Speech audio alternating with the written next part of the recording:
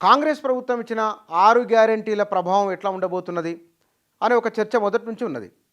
ఈ 6 గ్యారెంటీల అమలులో తొలి అమలైంది డిసెంబర్ 9వ తారీఖు నాడు మహిళలకు ఉచిత బస్సు ప్రయాణం. ఈ ఉచిత బస్సు ప్రయాణం ఇప్పటికి కాంగ్రెస్ ప్రభుత్వం ఏర్పడి 47 రోజులు. డిసెంబర్ 9 అంటే 2 రోజులు మినహాయిస్తే 45 రోజుల కాలానికి గాను 10 కోట్ల మంది మహిళలు ఉచితంగా బస్సులో ప్రయాణించారు. ఈ 10 కోట్ల మందికి మిగిలిన ఆదాయము 550 కోట్ల రూపాయలు. ఇది ప్రభుత్వానికి ఇప్పటికి వచ్చిన లెక్క. ఆర్టీసీ యాజమాన్యం చెప్తున్న లెక్క ఇది.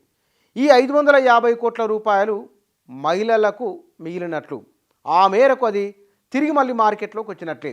ఎందుకు అనంటే ఇది మహిళలకు వారి జీవిత అవసరాలకు, మహిళలు వారి అవసరాలను ఇంట్లో ఉన్న అవసరాలు తీర్చుకోవడానికి, లేకపోతే కనుక రకరకాల అవసరాలు ఉంటాయి, వాటికి ఎంతో కొంత చేయూతనిచ్చే విధంగా 6 గ్యారెంటీలు ఉండబోతున్నాయని ఒక బలమైన చర్చ ఉన్నది.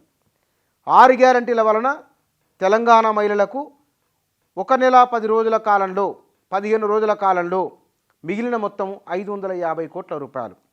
దీన్ని మనం ఒక సంవత్సరానికి లెక్కేసుకుంటే కనుక, ఈ మొత్తాన్ని ఒక సంవత్సరానికి కనుక లెక్కేసుకుంటే కనుక 12 5 60 అంటే 6 నుంచి 7-8 వేల కోట్ల రూపాయలు మహిళలకు మిగిలబోతున్నాయి. ఇది పేద కుటుంబాల వారికి చాలా పెద్ద అమౌంటే, చిన్న అమౌంట్ ఏం కాదు. ఎందుకంటే వారికి ఉన్న అవసరాలకు చిన్న అవసరాలే ఉండొచ్చు, ఆ చిన్న అవసరాలకు ఉపయోగపడుతుంది. వారి పిల్లల చదువుల కోసమనో, ఇంట్లో మంచి ఆహారం తీసుకోవడానికో ఉపయోగపడుతుంది, వారి బట్టలు తీసుకోవడానికి ఉపయోగపడుతుంది. ఒకరికి 1 నెలకు అప్ అండ్ డౌన్ అయ్యే ఖర్చు, ఉదాహరణకు ఎక్కడనో మనకు మేడిపల్లి నుంచి హైదరాబాద్కు వచ్చేవారు ఉన్నారు అనుకుందాం, లేదా బోయిన్పల్లి నుంచి ఇటు బంజరాల్సి వచ్చేవారు ఉన్నారు అనుకుందాం. వీళ్ళకు ఒకరోజు అయ్యే ఖర్చు ఎంత లేదన్నా 50 నుంచి 100 రూపాయల బస్ ఛార్జీలు అవుతాయి. ఈ 50 నుంచి 100 అన్నప్పుడు ఒకరికి 3,000 రూపాయలు, 2,500 నుంచి 3,000 రూపాయల వరకు మిగులుతుంది.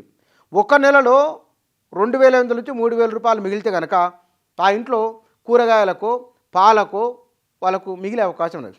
దీనికి తోడు 200 యూనిట్ల వరకు ఉచిత విద్యుత్ కాబట్టి కరెంటు బిల్లు 500 లేదా 300 కరెంటు బిల్లు వస్తుంది, అది కూడా మిగులుతుంది.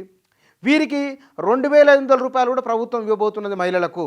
కాబట్టి ఇవొక 2,000, అవి ఒక 2,000, 5,000 రూపాయలు నిర్దిష్టంగా కుడి ఎడమ దీనికి మిగిలే అవకాశం లేదు. అంటే ఒక్క బస్సు ప్రయాణం ద్వారానే వారు లెక్కేశారు 10 కోట్ల టికెట్లు, జీరో టికెట్లు ఇష్యూ అయినాయి. 10 కోట్ల జీరో టికెట్లు ఇష్యూ అవడం వలన ఈ మొత్తాన్ని ప్రభుత్వం భరిస్తున్నది మహిళల తరఫున, అంటే ఆర్టీసీ యాజమాన్యానికి ఇస్తున్నది. ఇది ఈ మొత్తంతో అదనపు బస్సులు ఇంకొక 4,000 అదనపు బస్సులు కావాలని చెప్తున్నారు. ఆర్టీసీ యాజమాన్యం అదనపు బస్సులు కొనే ప్రయత్నం కూడా చేస్తూ ఉన్నది. మరింత ప్రయాణికులకు మరింత సౌకర్యవంతంగా ఉండే ప్రయత్నం చేస్తూ ఉన్నది. ఒకటి, మహిళలపైన ఒత్తిడి తగ్గుతుంది, మహిళలకు ప్రయాణ ఖర్చులు మిగులుతున్నాయి, మహిళలకు ఇంట్లో వస్తువులు కొనుగోలు చేయడానికి వాళ్ళు ఆలోచించాల్సిన అవసరం లేదు. అంటే 3-4 రకాల ప్రభావాన్ని, సానుకూల ప్రభావాన్ని మహిళలపైన చూపిస్తున్నది ఉచిత బస్సు ప్రయాణం. సార్ దీనిపైన చాలా నష్టం జరుగుతుంది, ఉచితాలు ఇంతమందికి ఎందుకు, అట్లా ఇట్లా ఒక చర్చ ఉన్నది. సార్ ఆ చర్చలో సానుకూల అంశాలు ఉన్నమాట వాస్తవమే, దాన్ని కాదనలేం మనం. ఆ ఉచిత బస్సును కొందరికి పరిమితం చేయండి అనే ఒక ఆర్గ్యుమెంట్ కూడా ఉన్నది. అందరికీ ఉచితం బాగలేదు, ఇది డబ్బులున్న వాళ్ళు ఉంటారు అనే ఒక ఆర్గ్యుమెంట్ ఉన్నది. సార్ అవసరాన్ని బట్టి రాబోయే రోజులలో నిజంగా దీనిపైన సమీక్ష చేయాలన్నా లేదనేది పబ్లిక్ నుంచి వచ్చే ఒత్తిడిని బట్టి, పబ్లిక్ నుంచి వచ్చే ఫీడ్బ్యాక్ని బట్టి దానిపైన నిర్ణయం తీసుకునే అవకాశం ఉన్నది. ఇప్పటికైతే ఆర్టీసీ ద్వారా తెలంగాణలో ప్రయాణించిన మహిళలు 10 కోట్లు, వారికి మిగిలిన ఆదాయము 550 కోట్ల రూపాయలు.